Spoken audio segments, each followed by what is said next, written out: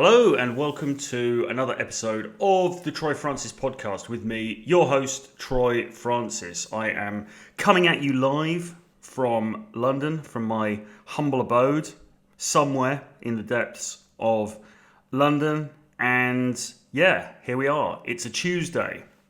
I was remiss in my duties yesterday, I'm afraid. And for one reason or another, I wasn't able to get it out. That is to say, the podcast. I wasn't able to get the podcast out yesterday, but I thought I would get it out for you today. So here we are, and I'm recording. So what I want to talk to you about today is disclosure. And by that, what I mean in particular is disclosure in terms of a relationship, in terms of a dating scenario. Because a lot of the time, guys come to me, or indeed they ask the question on forums, on Reddit, or whatever it is, about how much they should reveal about themselves to girls that they are dating, or not even dating, maybe that they're just sleeping with, or indeed that they want to date, or they want to sleep with. There's this big issue about disclosure and about how much you should give away to women, essentially. I don't mean monetarily or anything like that. I just mean in terms of information about yourself. So I wanted to get into that today. I've written an email about this very subject to my email group. So if you're not a subscriber to my email list, then I would encourage you to jump on board with that. The link is in the description below. If you're watching this on YouTube, you'll see the link to my free email service. So do get on that. I send out an email article pretty much every day, Monday to Friday. I mean, sometimes I miss it because if I'm busy or I'm traveling or something, but in general, I'm sending out free content via that email list every day, plus offers and news and all that kind of stuff. So do get on there if you're not on there. It is absolutely free of charge. The other thing to mention is that Renegade Dating Domination, which is my collection of essays and articles and so on and so forth from the last 5 years or so, is selling like hotcakes over on Gumroad, over on my shop, my store on the Gumroad website. So if you haven't picked that up yet, then I would encourage you to do that. Again, the link is below. Whatever platform you're listening to this on, you'll see the link for Renegade Dating Domination. I would highly recommend that you purchase that if you haven't yet, because it's got over 150 articles in it on all different aspects of game, of dating, relationships, the dating marketplace, all of that good stuff. It's over 400 pages long. It's 200,000 words long nearly. There's just loads and loads of material there. It's a labor of love that really charts my journey over the last 5 years or so. Well, actually beyond that, because some of the articles refer back to things that happened even before that period. But it contains all the best Return of Kings articles that I did, plus the best stuff that ran on realtroyfrancis.com, my own website, etc., etc. So yeah, jump on board if you want to read more about my experience and views and lessons about dating. It's all in there. Renegade Dating Domination, link below. All right, so look, I want to get into this thing now about revealing yourself and how much of yourself you should reveal early on in the dating process. And my short answer to this question is that you should not reveal very much. In fact, you should aim to remain opaque, or as opaque as you possibly can, throughout the dating process, and certainly in the early stages when you are first getting to know a new girl or a new woman who you are bringing into your life. Okay, now that advice is of course very counterintuitive when set against the mainstream dating advice that you will get, because if you think about what a date looks like from the normie perspective, or from the average guy in the street perspective, it's almost like an interview, isn't it? You get two people who come together to have a drink or a coffee or maybe a meal or whatever it is, and they sit opposite each other, and they almost read out their CVs to each other, or I suppose in this day and age, their LinkedIn profiles. You know, they almost list their attributes to the other person in this effort to find common ground, in this effort to find little things that they go, oh yeah, so you like croquet as well. I played croquet at school. Wow, we've got so much in common. Or, oh, you studied geography as a degree. I studied geography too. Wow, that's another box ticked. And of course, underlying that, if you want to be a bit cynical about it, there is the element of people checking out what the other person does, how much they earn. You know, the woman might be looking at the guy thinking, well, is this guy a good provider? Is he somebody that I could see myself getting into a serious relationship with? Does he earn enough? You know, is he going to be able to foot the bill? Etc., etc., etc. And so, and both genders get into that dance, into this dialogue, into this dance, knowingly, because guys know when they go on dates, when they go on these kind of mainstream dates, if you like, they know that they are, or that their whole strategy, if you like, is to sell themselves. Their whole strategy is to sell the fact that they are, you know, maybe a high wage earner, somebody who's affluent, somebody who's got a powerful position, etc., etc. So guys will willingly put all this stuff out on the table, and the women will willingly lap it up because this is what they want to hear. They want to assess the guy. And of course, the guy's also assessing the woman as well. I mean, he might be assessing her on slightly different criteria because, of course, guys tend to be much more, you know, they're interested in how the woman looks and probably her personality. They are less interested in her career and her qualifications and all that kind of thing. But nevertheless, each of the two parties are sizing the other one up, trying to get a handle on, okay, so you've done this, you're interested in this, you lived in this place, you did that, blah, blah, blah. And both of them are trying to sort of in their head figure out, okay, so where do we mesh together? Where's their common ground here? Could this be a thing? Could this work? Okay.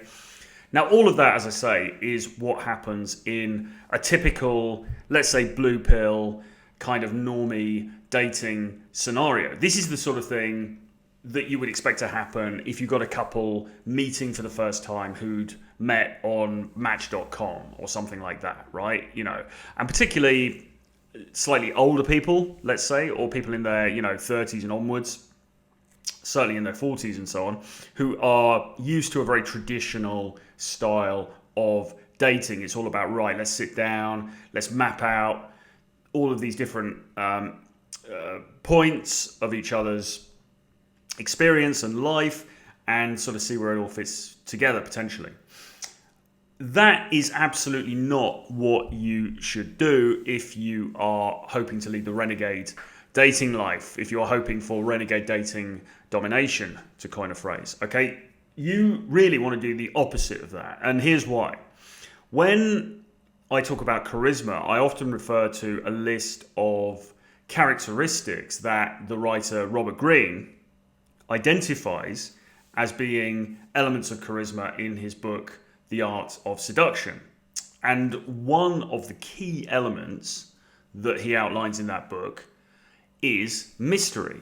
So yeah, mystery, right, is key to being charismatic. And I think we can all see that. I think if you think about movie characters that you love, or you think about characters in any fiction really that you find interesting, even women that you have fallen in love with or been in love with, or women that you have admired on television or in movies or whatever, generally speaking, one of the things that all these people have in common is there's a hint of mystery about it, okay?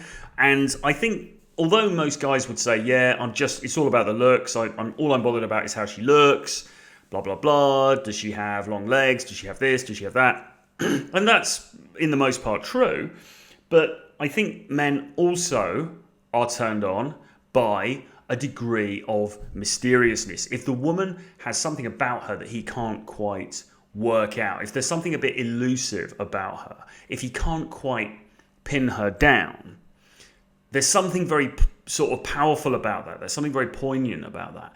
And the same works the other way around, okay? Women are very, very attracted to guys who they find a bit mysterious, who they kind of can't work out, you know? And how often do you hear women saying that when they're talking about men who they've fallen in love with, perhaps men who've ended up treating them badly, who've maybe left them, who they still pine after? There's always that little thing, you know, I could never quite work him out. There was something about him that I found fascinating. And what she means when she says that is there was something impenetrable about him. There was something mysterious about him. There was something just that couldn't be explained, that couldn't be pinned down, that couldn't be easily elucidated about this mythical Chad guy that she fell in love with so deeply, okay? So you need to learn the lesson from that, and you need to find a way to manifest that kind of mysteriousness when you are interacting with women. Now, particularly, you need to do it at the beginning of the relationship, at the beginning of the interaction. And by the way, when I use the word relationship here, I'm not necessarily talking about a long-term relationship. I'm not necessarily talking about marriage and all the rest of it. It could refer to somebody who you sleep with a couple of times and then that's it. It could even refer to a one-night stand. It could refer to a girl that you date for a couple of weeks, a couple of months, or even a year and beyond, right? It doesn't really matter the duration of the relationship. The point here is that at the beginning, you have to seek to just radiate that sense of mysteriousness. She has to not be able to figure you out too much. And you can see now how this is the polar opposite of the other approach, which is that you go for a coffee with her and you sit down and you say, yes, well, you know, I went to Bath University and I studied law and then I got a job at XYZ firm in the city and then I did this and then I did that. And you tell her everything. You lay everything out in front of her. Now, when I watch reality TV programs, which I want to do from time to time, you'll often see the guys and the girls getting to know one another, and the guy or the woman will say something like, so what are you looking for? You know, you get this on Love Island a lot. They'll say, what are you looking for? And what they mean is, you know, what kind of relationship are you looking for? Are you looking for a long-term relationship? Are you looking for a short-term fling? Whatever. And of course, on Love Island, they always say, and the guys always say, oh, I'm ready to settle down. I'm looking for a long-term relationship. I've had my fun. Now I want to have something more serious. Is that true? Who knows? But the truth of the matter is that a lot of those relationships don't actually last very long. And the guys probably kind of have to say that because they think that that's what women want, right? They think that, you know, and in the context of a program like Love Island, where ostensibly everyone's there to find love, then you kind of have to say that. But in real life, men will kind of go along with this line of thought. They'll say, yes, you know, I'm looking for something long term. I'm looking for this, blah, blah, blah.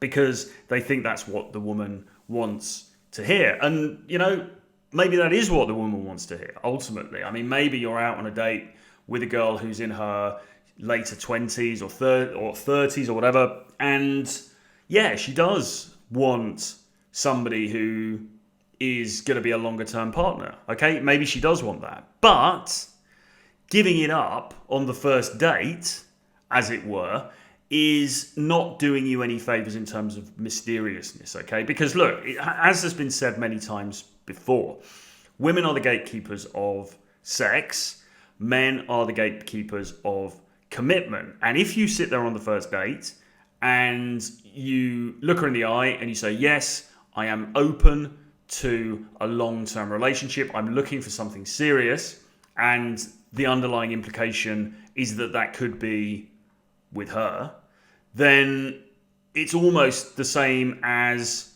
the woman who is free, you know, who gives up sex very easily, let's say. Okay? So in the same way that woman might be, some people might choose to look down on that woman for that, which, by the way, I don't agree with, but, let's say societally, the woman might be shamed for her choice to gift sex to the guy so easily. In the same way as a guy, if you effectively give up your commitment really easily as well, that puts you in the same category. You are a commitment slut, effectively. You've given it up too easily. You've given it up with not even having to be coaxed. You've just put it right out there, okay? So you're not a challenge, right? And where's the fun in that? Because, again, women will always say, well, I like a guy who's a challenge, right? So what do they mean by that? Well, they mean a guy who she can't just immediately just rock up on the date and wear a nice dress, and he's just, without even getting to know her, he is indicating that he is a potential candidate for a long-term relationship with her, right? That's the opposite of what should happen. In a well-balanced relationship, it should be the girl who is seeking to tie the guy down. It should be the girl who is pushing the commitment agenda, and the guy is not resistant to it necessarily, but the guy isn't pushing it because the guy has other things that he's doing. He's busy, he's working on his quote-unquote mission, he's high-powered, he has a lot going on, and he may like to spend time with the girl and everything else, but he has a lot of other things going on in his life other than this relationship. And so, he's not trying to push it along to commitment. If you're that dude who's just like, yeah, I'm up for a long-term, lifelong relationship, you could be a candidate, what do you think? Then it's a bit like you have, I don't know, say you are trying to do a deal with somebody. Say you are trying to buy a house and you're trying to get the lowest possible price, and you just go in and you tell them the very lowest possible price that you could possibly pay, right? There's no room for negotiation there. There's no, and more importantly, as I say, as far as the woman's concerned, there's no mystery. You've given yourself away really easily, okay? So mystery is really, really important. And it's not just about not indicating that you're open, you're up for long-term commitment. And by the way, I appreciate that many people listening to this, that's not even what they're up for. Anyway, absolutely fine, I get that. This is just an example of the kind of bear traps that you can fall into, right? But it's not just about that. It's about everything. You don't want to be too open about the key details of your life, really. You want to keep things a little bit vague. You want to keep things a little bit unspoken, okay? I'm not saying that you should lie, right? I'm not saying that you turn up on the date and you work in McDonald's and then you tell her that you are a hedge fund manager, or that you look after private banking for celebrities or the royal family or something. I'm not saying that, okay?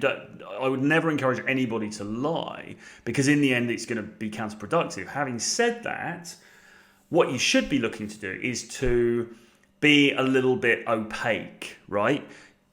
Don't give away everything about you immediately. Don't be an open book, People will say to me, well, what do you say when she's, you're talking about what you do for a job, what you do for work, blah, blah, blah. What do you say? And I always reply, well, listen, for years, and this is before I was on YouTube, before I was writing about dating and all this stuff, even before that, when I was in normal corporate work, there were girls I would date for a year, 2 years, and they wouldn't know with any detail what I did, okay? Why? Well, not because I was trying to hide it. It's just because, for a start, I'm quite compartmentalized, I think, as a human being. I think that's maybe this just reflects on me more than anything else, but I think that I see work as being over here, and then I see my friends and my dating life and everything else being sort of over here, and the two things are totally separate. But more than that, I also recognized early on that talking about what I did for a living was not particularly sexy, okay? And unless you've got a really, really glamorous job, that's going to be the case. I mean, even if you work in the city and you're a financier, if you've got a sort of a Jordan Belfort type career going on, I mean, yeah, that's kind of sexy, I guess. But even then, she doesn't want to hear about the minutiae, right? She doesn't want to hear about the tiny twists and turns in the office politics and all that kind of stuff. So keep it a bit vague, you know? What I always try to do is to change the subject, is to move the subject off of me and onto her, right? So she might say to me, well, what do you do for work? And I'll say, oh, I work in advertising and stuff. But listen, you were saying that you have a beauty business. That's pretty cool. Could you tell me a bit more about that? And just put the onus on to her. Get her talking about herself. Don't talk about yourself too much. Don't volunteer details. When she asks for details, be vague about it.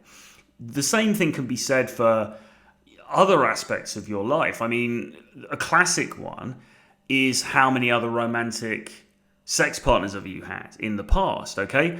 So if she on the date says, and again, you get this on Love Island sometimes, the girl will say, how many people have you slept with? How many girls have you slept with? And, if you're there going, well, 29 and a half, but that was in Magaluf, and I don't really count that one because I fell asleep because I was drunk. Just don't do it, don't do it. Just change the subject. Just say something like, a gentleman never tells, and then raise your eyebrows cheekily, and then move the subject the hell on, okay? You don't want to give an accurate answer to that question, because it's either going to be too high and she's going to think, oh, this guy's a man whore and I want nothing to do with him. Or it's going to be too low and she's going to think, oh, this guy's a bit inexperienced. What's wrong with him? Why didn't anybody else want him? Kind of thing. So it doesn't do you any favours at all to be upfront about your relationship history. And again, the very idea of being upfront about your relationship history is very much anchored in what you might call blue pill thinking, right? It's very much sort of this idea that there should be this vulnerability in relationships and sharing and sort of a meeting of souls and everything. I mean, yeah, look, there's a time and a place for that stuff, but the time and the place for it is about 2 years down the line. If and when you've made the decision that you are going to get serious with this girl. The time and place for it is not in the first couple of dates, because ideally what you want to do is you want to go on that first date and maybe she comes home with you, or maybe she doesn't, and maybe the second date and then she comes home with you or whatever. But ideally, you want her to be saying to her friends, yeah, he's a really cool guy. I really like him. He's got this kind of thing about him, but he's really hard to work out. I can't figure him out, okay? Because as I said on Twitter earlier on today, the problem with being an open book is that open books very quickly get returned to the library, because once you know what the contents of that book is, it's a bit boring, It's a little bit like, okay, so I kind of know the story now. I know how this ends. So I don't really need this book anymore. So I might as well take it back to the library and get something else out that's going to be more exciting, that's going to be more... I mean, you can think of it in terms of entertainment, because, again, as I've said before, in today's very shallow and consumerist world, a romantic partner, a guy, is viewed by the girl as being almost an extension of her entertainment package. So she's got Spotify, she's got Netflix, she's got social media, Instagram, whatever it is. And then she's got her boyfriend. And the boyfriend needs to compete with the other forms of entertainment. The boyfriend needs to be thrilling, exciting, interesting, entertaining, all of these different things. Otherwise, in the end, she's going to get bored and she's going to want to look at other options in the marketplace. Okay, so you've got to keep something back. Don't be an open book. Don't reveal too much about yourself too early on, if at all. Okay, and then some of the more personal things, maybe things about your childhood, your family, stuff like that, you may never reveal to her at all. But it really depends whether you're going to end up being committed to this girl or not. If you're not, even if you see her for 6 months, a year or whatever, you don't have to tell her everything. Yes, okay, if you think, right, listen, I'm going to marry this girl, this is going to be it, blah, blah, blah, then down the line, you might want to share some of those things that are really personal to you. But otherwise, why bother? Why go there, right?